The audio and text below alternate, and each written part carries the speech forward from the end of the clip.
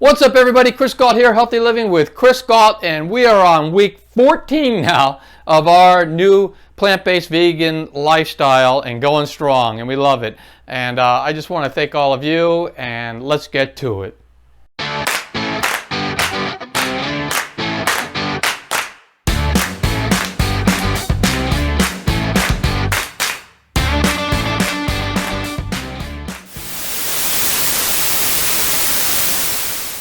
Like I said, I really want to thank all of you. There's a lot of people I should thank for keeping me sane doing this. This is something I do think I will carry on for the rest of my life because I think it's the right thing to do, and it's also good for me. So it's good for me, it's good for the environment, it's good for the animals. It's a win-win-win.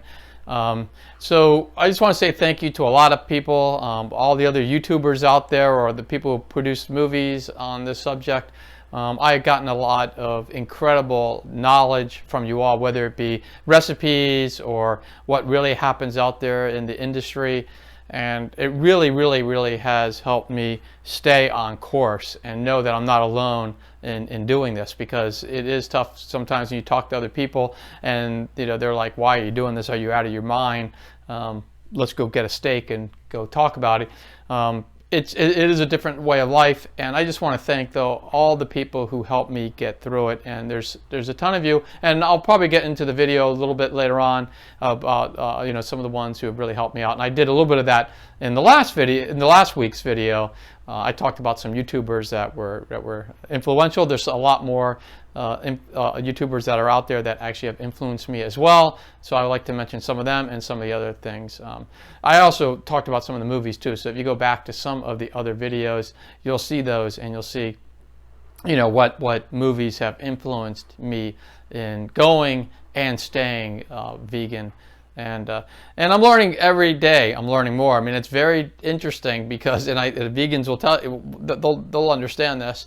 It's amazing how hard it is to be truly vegan. It meant that instead of putting a tablespoon of organic raw honey in my matcha tea, now I'm putting in 100% organic maple syrup. So there are changes you have to make, and there's things that you don't think about. When you really look at packages, you've got to really look at them in detail, because even though it might look like it's plant-based, like it might just be corn chips or something, and then you look at the package and you find out they're fried in animal fat or something. The soap that you use, like if you're using soap, and you really want to be truly vegan, you don't want to use a soap bar that's got, that's made from animal fat. So you go and you look at for organic or natural soaps that are made from something else. So I do use like Tom's, which is all natural toothpaste and deodorant and soap. And most of that is pretty vegan as far as I can tell, because they also don't test any of the stuff on animals. And that's another thing. Like my shampoo and conditioner is like this organic thing, which I was using anyway. I was using it for years, and then I looked at it and I found out that it actually has the vegan label on it, which kind of made me happy that at least I got something right, because I don't always get a lot of things right, to tell you the truth. But I try my best. But it is a very difficult lifestyle, and I shouldn't say difficult. What I should say is it really takes mindfulness to get it right, because you have to really think about what you're putting in your mouth, what you're putting on your feet, what you're putting on your body, putting clothes on, putting lotion on. It all really it becomes like where you have to really research what you're using if you want to be truly vegan. And I know I'm not 100%. I know that there are some products I'm using that probably exploit animals in some form or fashion, but I'm doing my best, and I think that's what I'm going to do. I'm going to do my best, and hopefully, hopefully I get better and better at this as I go. And again, I do thank all those people, and I'll get into that later. But if you look at last week's video, you'll see all the YouTubers I've thanked.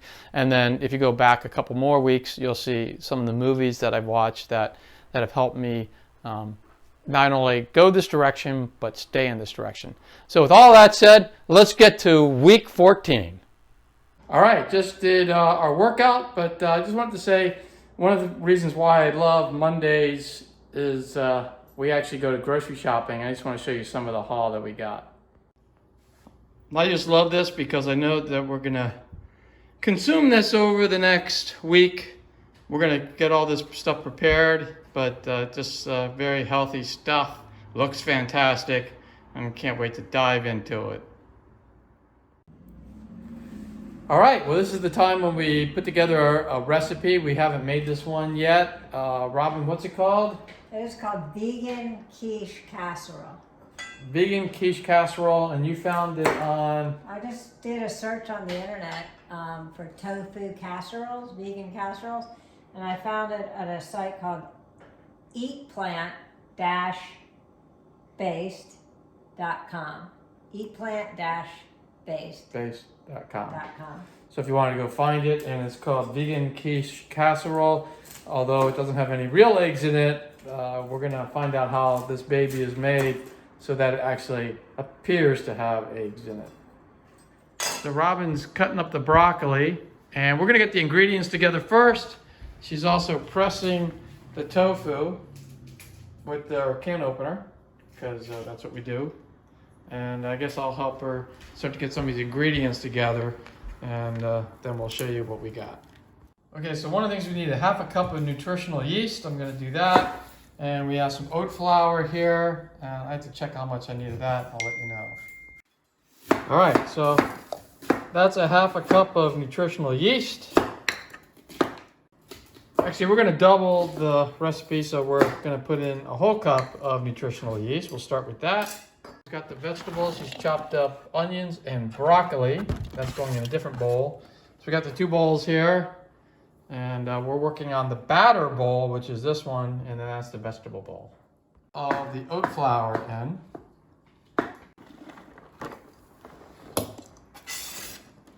Robin's got the mushrooms done. I'm getting the oat flour in. Take 2 cups of almond milk, or whatever kind of plant-based milk you want to use. We're using almond milk today.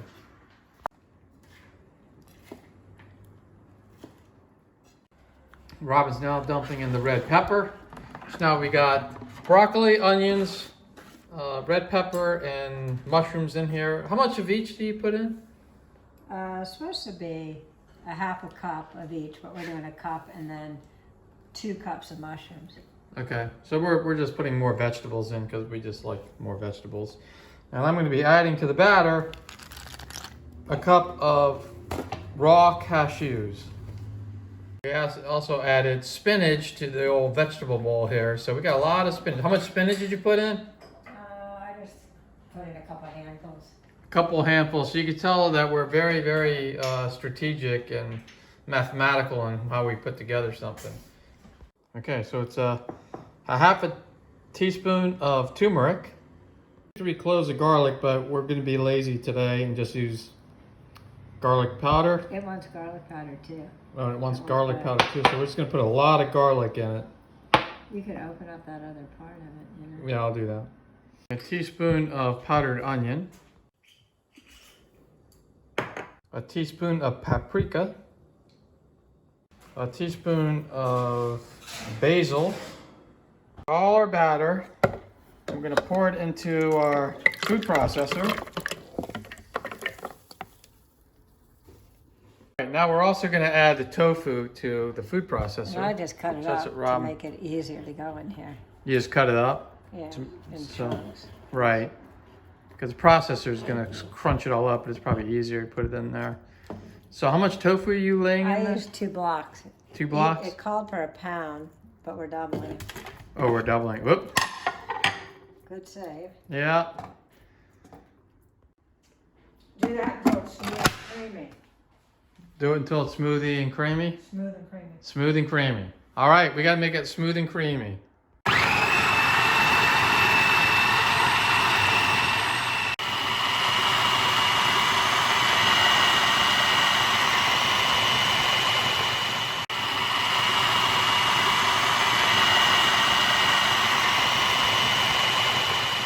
All right, you're going to open it because I think it's smooth and I think it's creamy right now. Yeah, it is.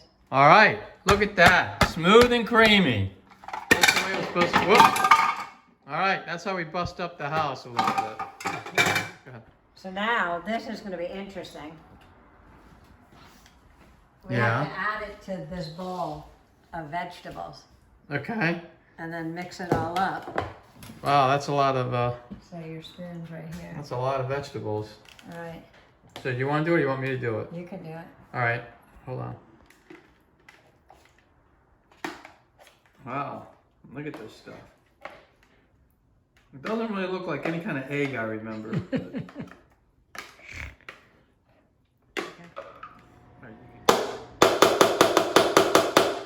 I think I got it. So now I'm just gonna mix this in. It's kind of thick, I have to admit. This is a lot more than I thought. It's a really thick batter. All right, I think I'm almost there. Still just getting most of it mixed in, but you can see it's pretty mixed in there now.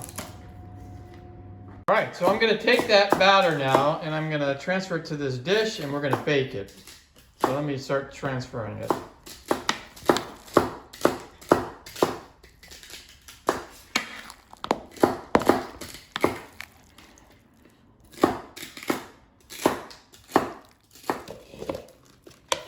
Almost there. Almost there. All right, we got it all in there, and now we're gonna put this baby in the oven at the oven's at 350. Yep. So we're gonna put it in at 350 for how long? 25 to 30 minutes. 25 to 30 minutes. All right, we're gonna do it.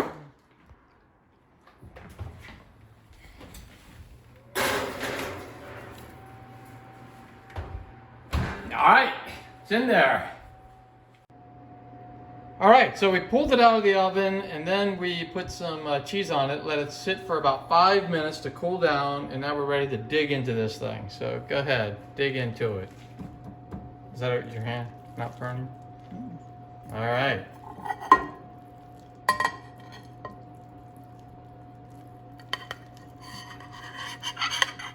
Well, it's kind of a sticky quiche, I guess.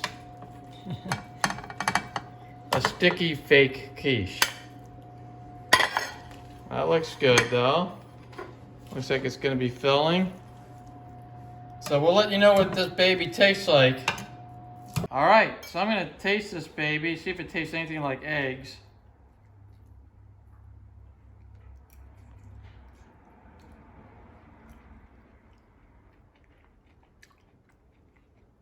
It tastes good, but it doesn't taste like eggs, but I'll eat it.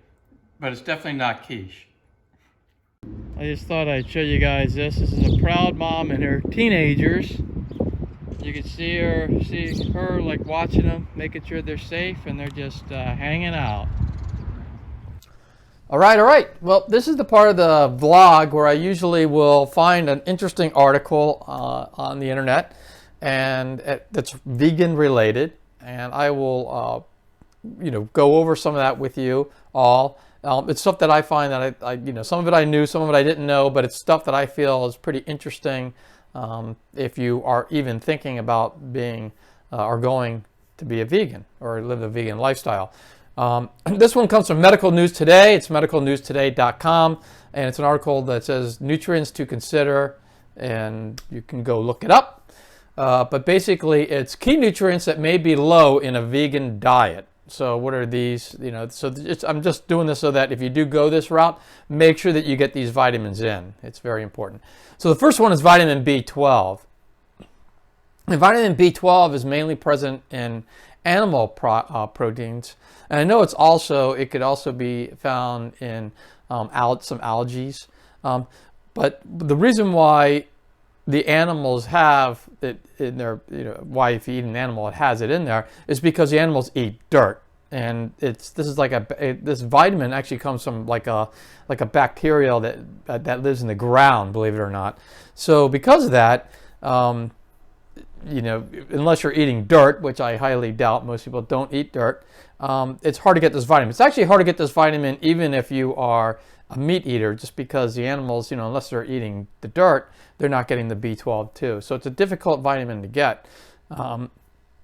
So again, what you could do, a lot of the plant-based milks out there, like the coconut milk and almond milk and cashew milk and all those, they all have, they're typically fortified with B12.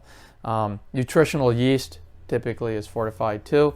And what I do is I do take vitamins every morning, and because I think of them as an insurance product, you know, so that way it's like insurance. It's like, you know, oh, if I do get the B12 in, great, but if I don't, I have the vitamin that I took earlier that actually gives me the B12, so I don't have that deficiency.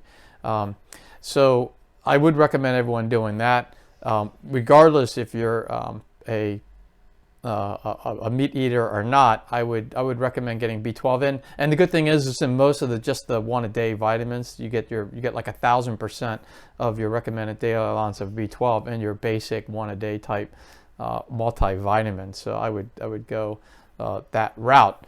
The next one is iron, and iron is important for blood health, obviously. So what is it? So obviously it's in animal products like meat, but how do you get it if you're not eating meat? And I went over a little bit of this in some previous videos, but I'll just talk a little bit about it and what they say. Beans and dark leafy greens are good sources. So like spinach and kale and chard and all that kind of stuff is very good in beans. So you can get your iron from that. So if someone says you can't get your iron if you're on a vegan diet, they're wrong. I mean, you can get iron from being on a vegan diet and you can be okay. And I can tell you right now, I'm not anemic, so you know, it's working. Let me put it that way. The next one is calcium, which is critical for bone health. So